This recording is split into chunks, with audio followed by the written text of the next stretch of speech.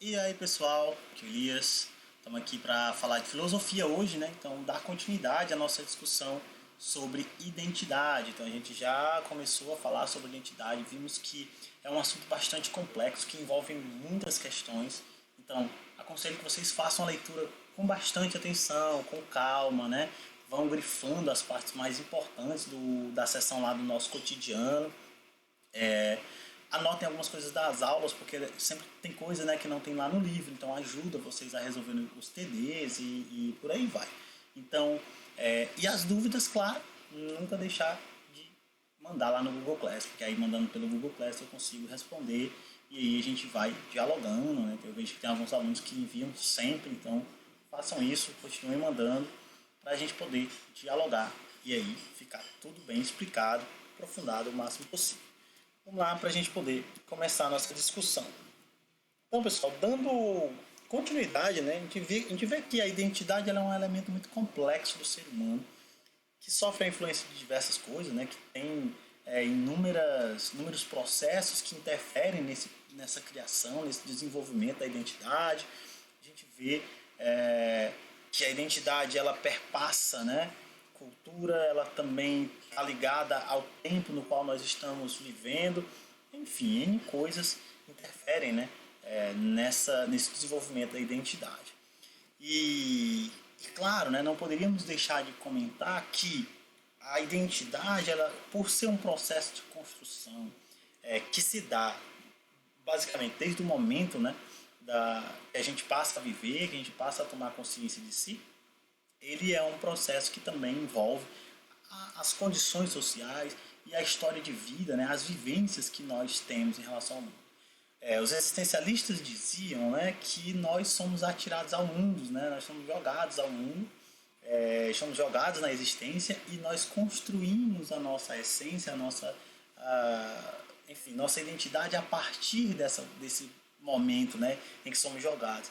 E quando a gente pensa isso, é muito importante a gente entender que a gente, a gente é jogado ao mundo, né, mas dentro de condições sociais específicas. Nós nascemos em uma família, né, numa determinada sociedade ou país, né, a gente vive dentro de uma determinada realidade social, socioeconômica, vamos colocar assim, né, e cultural. Então, quer dizer, você nasce numa determinada família, né? A família que você nasceu, ela tem uma cultura familiar, ela tem uma condição social, ela tem um local social, ela é mais pobre, ela é mais rica, ela é classe média, ela é de origem cristã, ela é de origem judaica, ela é de origem, sei lá, afro-brasileira, enfim. Então, se tem muitas perspectivas que interferem, né? Nós vivemos dentro de uma realidade, dentro de uma sociedade mais moralista, uma sociedade mais liberal, né? Um país mais fechado, uma democracia, uma ditadura. Tudo isso, né, vai interferir na vivência que vai levar à construção dessa identidade. Né? A realidade cultural, a nossa realidade socioeconômica e cultural, ela foge da nossa decisão. Nós somos lançados nesse mundo dessa forma. Né? Nós não escolhemos qual foi a família que a gente quer nascer, ou que religião a gente quer que a nossa família tenha antes da gente nascer. Não tem como definir isso. Nós somos jogados dentro desse turbilhão e nós vamos construindo a nossa vida, né, a nossa existência a partir dessa realidade na qual nós nos encontramos. Né? Então, nossa identidade ela também se atrela fortemente a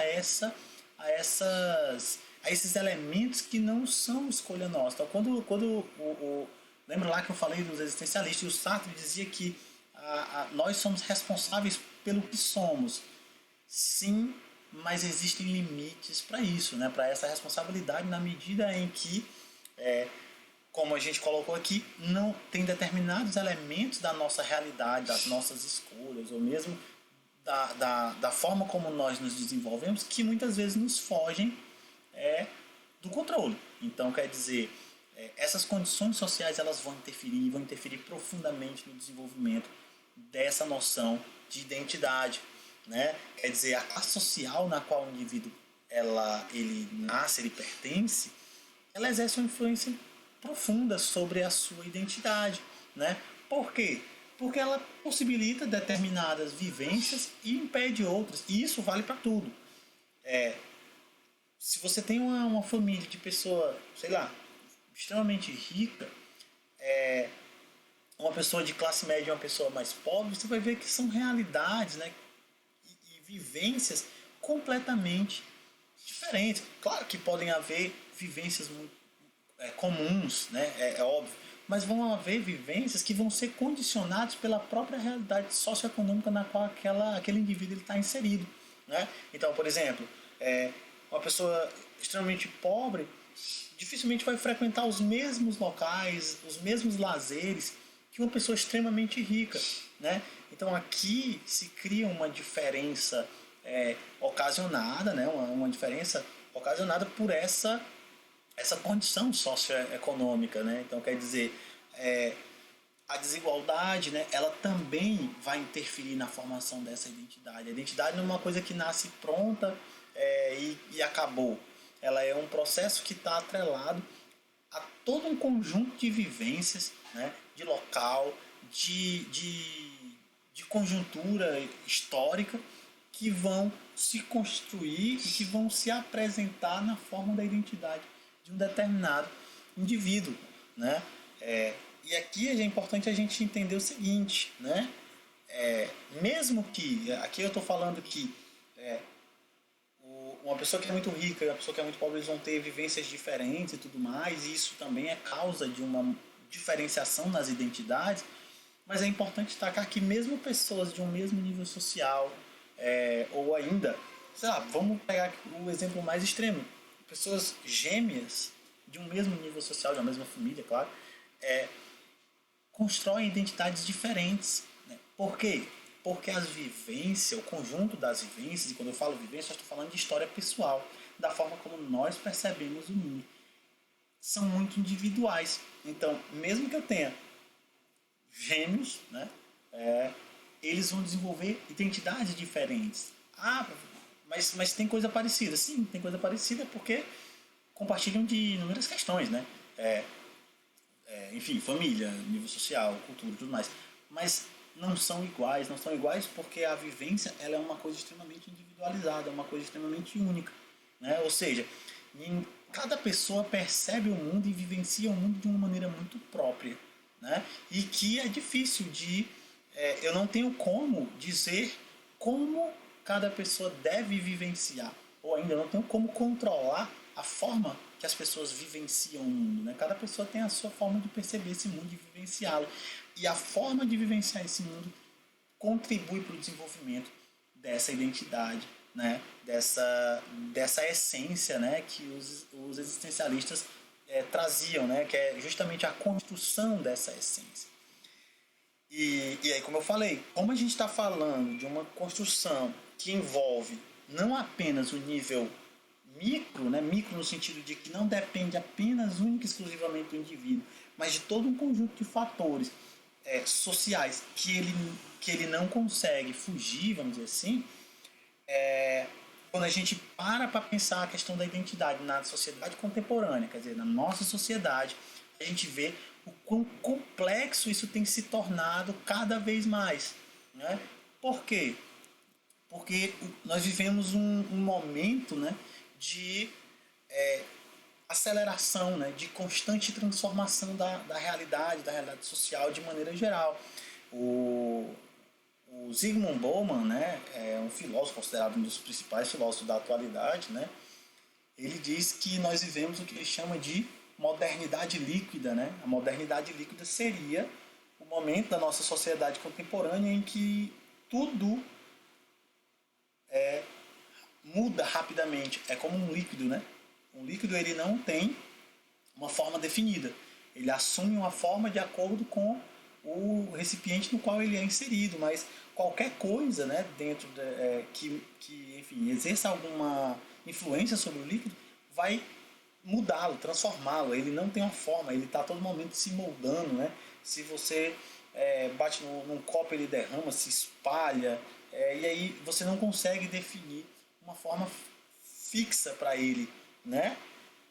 Então essa perspectiva, ele faz essa analogia com a sociedade contemporânea. Então a sociedade contemporânea ela está num processo tão constante de mudança constante, que nada, né, como ele diz, né, nada é feito para durar na nossa sociedade. É por isso que ela é líquida, né, é uma modernidade líquida, porque tudo se transforma de uma maneira rápida, né? As coisas estão cada vez mais volúveis, né?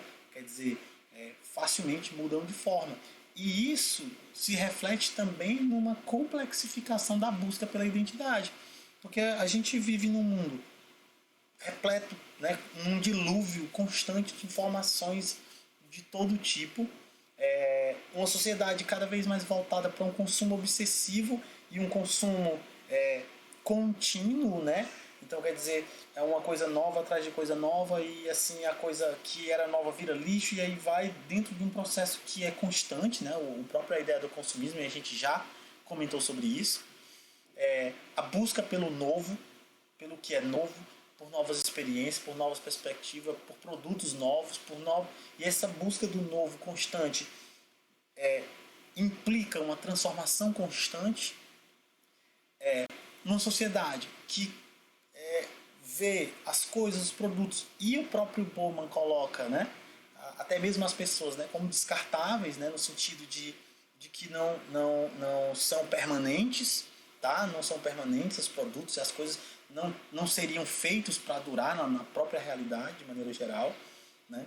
As relações pessoais não seriam feitas para durar, as relações mercadológicas também não seriam feitas para durar, os produtos não seriam feitos para durar. Então a sociedade contemporânea, a modernidade líquida, como chamou Bowman, ela é essa sociedade de constante transformação, de constante mudança, num ritmo desenfreado, que dá a ela, né, como eu já falei, essa característica líquida de não ter uma forma, de não ter uma durabilidade, né?